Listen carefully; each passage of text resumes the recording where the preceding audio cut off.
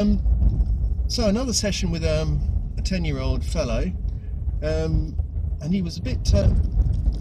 He's just that age where he likes to be what you might call silly. I think some of the sense of humour of a 10-year-old is just deliciously wonderful, and I revel in it, with them.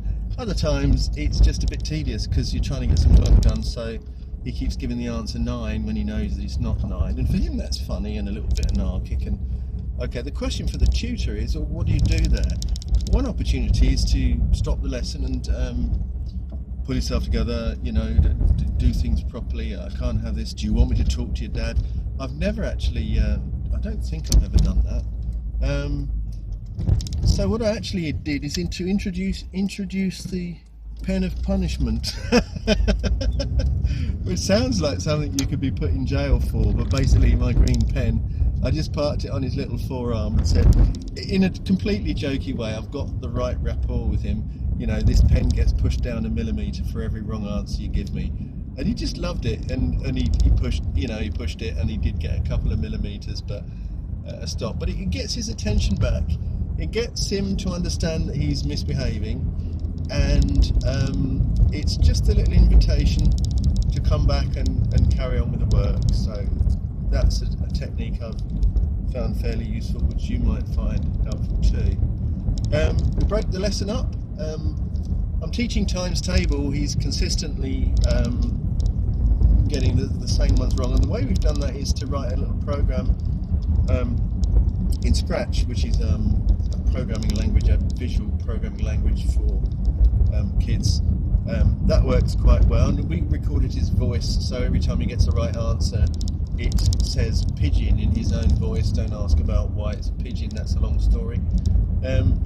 But we spend 10 minutes on that, and it gives him real tables practice. And I've upgraded the program so that it's got a timeout thing. There's a progress meter that starts out green and small and ends up red and huge, and then there's a gong that bangs when he's out of time. So there's urgency there built in. It's a game. It's not the best game in the world, it's not Grand Theft Auto, but it is a game, and it's much better than learning tables the dry old way. And there's metaphorically a change of scenery in there. We get the laptop out, we go multimedia on that, we do 10 minutes on tables, we stop that, and then I did some work on shapes on the whiteboard, and then we did some other bits and pieces. So change of scenery.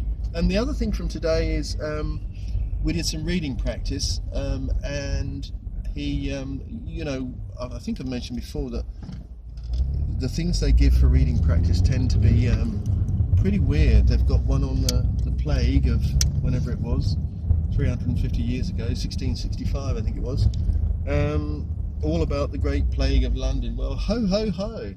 If you're going to give reading practice, why not give reading practice for something that might be interesting?